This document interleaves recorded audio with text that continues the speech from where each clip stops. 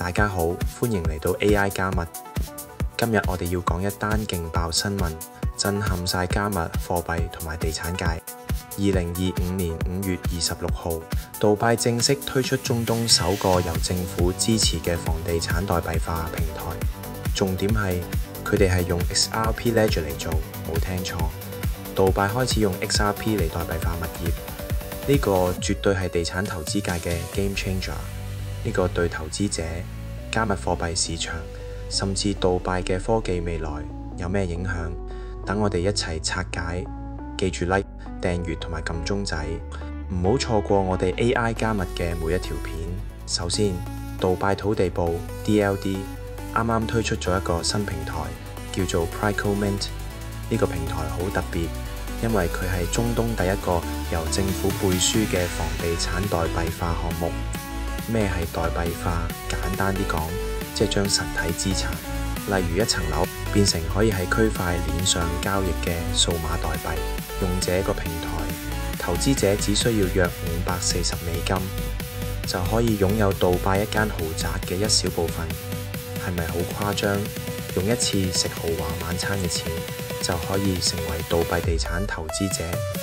呢個平台受杜拜虛擬資產監管局同中央銀行全面監管，安全有保障。而家最正係佢係用 XRP Ledger 嚟實現。XRP Ledger 有幾份？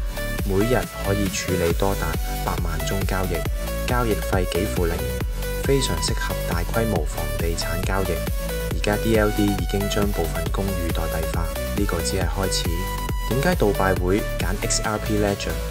根據英國開發公司 Control Alt 所講， XRP Ledger 已經有超過10年歷史，穩定可靠，專門處理實體資產代幣化，表現出色。實際運作係點呢？一間地產公司會喺 XRP Ledger 上注做數碼代幣，好似叫做 House Token。每個代幣代表物業嘅一小部分。例如一間價值100萬美金嘅物業，可以分成100萬個代幣，每個只值1蚊。你用10蚊買10個代幣，就已經成為物業共有人。XRP Ledger 仲有 自動做市商功能，建立流動性池。投資者可以好方便咁用 XRP 換入換出 House Tokens， 手續費只係0.3%，會分俾流動性提供者，大家都有着數。再講返點解呢個消息咁大件事？一，對投資者嚟講，門檻低咗好多。以前要買杜拜樓起碼幾百萬美金，而家幾百蚊美金就入得場，仲可以收租同享受升值。二，對杜拜嚟講，呢個係佢哋成為全球加密貨幣重鎮嘅一大步。由2017年開始，杜拜就推動咗阿聯酋區塊鏈策略，目標係成為全球第一個全面由區塊鏈推動嘅城市。而家更估計到2033年，代幣化房地產將佔杜拜樓市7%，即係約160億美金。三，對 XRP 社群嚟講，XRP 再次證明咗佢喺現實世界嘅實用價值。Prico Mint 而家先開放俾阿聯酋國民，但已經計劃擴展到全球。未來你可能只需幾個 click 就可以買入杜拜、紐約或者東京嘅物業。杜拜亦成為全球城市榜樣，展示咗區塊鏈點樣令市場更公平、更有效率。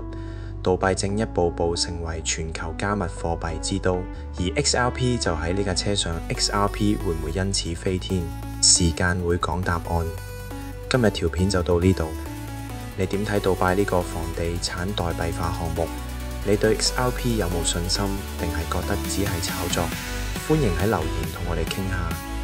鍾意呢條片就俾個 like， 仲有記住訂閱我哋 AI 加密頻道，撳埋個鐘仔，接收最新加密貨幣同科技更新。